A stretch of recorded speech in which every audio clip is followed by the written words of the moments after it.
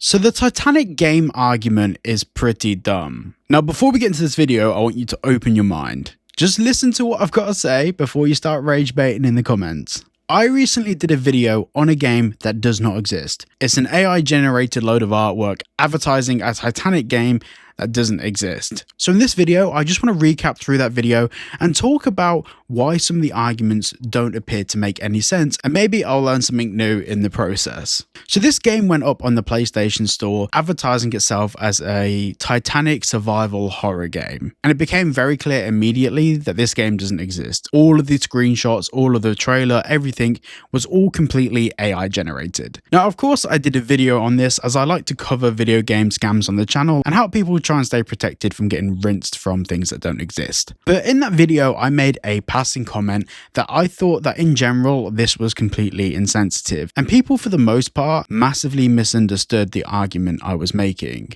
In fact, I received somewhere between like 70 and 100 comments from people saying that I completely dropped the ball with this video. Now, before we talk about some of the stuff I said in the video, underneath that video, I linked Titanic Honor and Glory, and a lot of people thought I was calling Titanic Honor and Glory a scam. I wasn't. I said go and support a real Titanic game here because towards the end of the video, I went into a bit more detail about a company that are trying to recreate the Titanic and bring it to life inside a game engine. This was the game that I was calling the scam. So what did I say that got people extremely angry, emotional, riled up and upset? I said gamifying a tragedy can be considered a bit insensitive. Now, the first thing that comes up immediately is, well, what about all of these World War II games? What about all of the Call of Duty games? And there's a few key differences between Call of Duty and things like creating a fake AI game around the Titanic. Now, in the Call of Duty games, they tried to get the locations and names of places pretty accurate. But the one thing that they don't do is hone in on a particular event or a particular person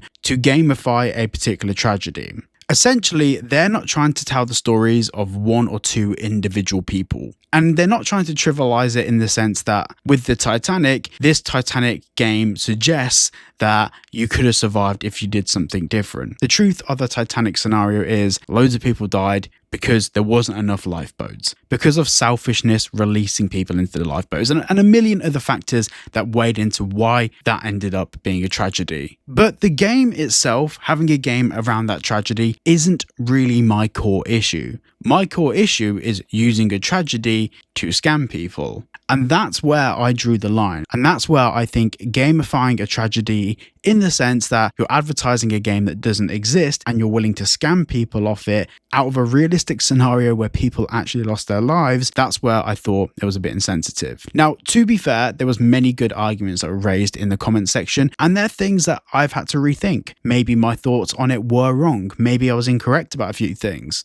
Now, the biggest argument that did come up, and it's the one that I don't really subscribe to, is people saying that because it's been 100+ years, we should get over it. And I think maybe to some extent we shouldn't take things so personally, but the same people bring up the argument that there should be a 9/11 game. I think adding some sort of trivialization to escaping the Twin Towers is too specific, in the sense that the people that died in the Twin Towers and the people that died in Titanic, they could all be named on a list that would come to a fair few sheets of paper, but something you could hold in your hand. Those people still have families, descendants, and I think it's entirely at the discretion of those people whether they're mentioned or featured in a game. Now, with all of this being said, what about Titanic Honor and Glory? Well, Titanic Honor and Glory is not so much about the tragedy that happened, it's more about exploring the ship, what the ship was like, because a lot of the records of the ship have been destroyed. But also it's about understanding the engineering from the time period. It's about understanding the people that were on the ship in a respectful way. You're not watching people die, you're not trivializing a tragedy. And I think that's where we have to draw the line. There's a vast, stark difference between educational-based historical content, whether that's movies, films, documentaries, or games, to then going down the route of two options: scamming people by pretending to be a game that's based on a tragedy, for example, profiteering off the death of others with a scam, but also the fact that this game, if it was to be real, is not even accurate. It's using the Titanic name without paying any homage to the integrity of the history of the ship, the people involved. All it's doing is using the name Titanic to get clicks and to get traffic to go through. Now, when it comes to what my moral and ethical stance is on games that are inspired by tragedies, to be honest, I couldn't give you a clear answer. I don't think that there's one shoe that fits all scenarios. Some people may think it's okay and acceptable, some people may not. But if you had a family member that unfortunately passed away in maybe a school shooting or something like that, would that be socially acceptable to put that in a game? Some people might think so. Some people might think not. I think it comes down to the discretion of each individual, whether they think it's acceptable. Now, the thing that I'd say probably frustrated me the most is that people were making the very similar comparisons to gamifying tragedies in the sense of World War II. World War II, by definition, wasn't a tragedy. It was a conflict. For something to be a tragedy, it usually has to fall into the remit of being something that wasn't premeditated. It's usually an isolated event, and in most contexts, this is considered to be a natural event. Things like wars are premeditated, planned, orchestrated things that are awful, of course they are, but by definition of a tragedy, they're not. Now, in society, World War II games are often deemed slightly more acceptable in the sense that the way that they're depicted is usually the Allied forces are fighting against the enemy, the Nazis. The Nazis are pretty unanimously a bad force. And the way that we perceive that and engage with that is understanding, one, the history and painting an accurate picture of what soldiers went through within the Allied forces. The only people that technically would probably be offended by World War II games today are Nazis. When it comes to things like the Titanic, there were no enemies. There was no dark force that you can fight against in the game, and there's no educational or historical value to be brought out of a game where the whole point is just to survive the sinking of it. And this is where, once again, we separate out the scam game and things like Titanic Honor and Glory, where it acts as a historical document, essentially, to explore and understand the ship, compared to things like this scam game, where it's not even historically accurate. It uses the name Titanic to scam people, and then even if the game hypothetically ever did exist, which it doesn't, it's then trivializing the survival of real people with real names. That is where the problem sits. But with all of that being said, there is no right or wrong answer. I don't think that there is a correct way to look at it. It all comes down to your own moral compass.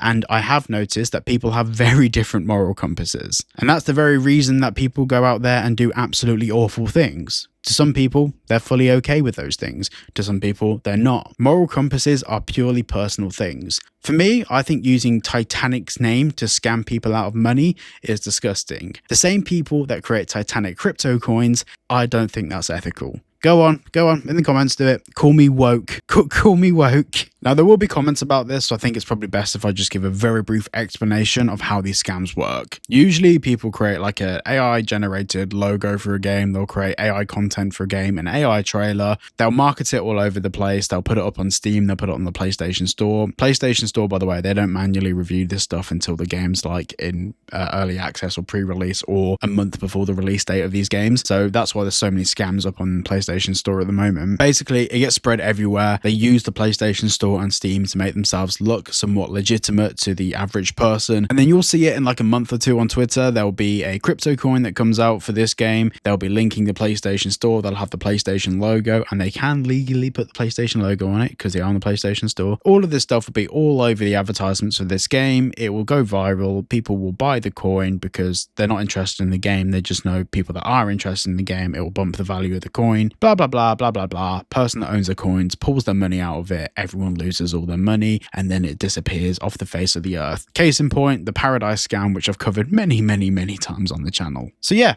that's my stance on everything. I didn't think I'd have to make this video explaining it all, but I didn't think that people would react the way that they did to my original video. I personally think that utilizing the name of the Titanic to scam people, launch a fake game, potentially launch a crypto coin, which I can pretty much guarantee at this point is going to come in the next month or two because of this game, I don't think that that's acceptable in any way. If you think that is, then I think we're just going to have to respectfully disagree with each other.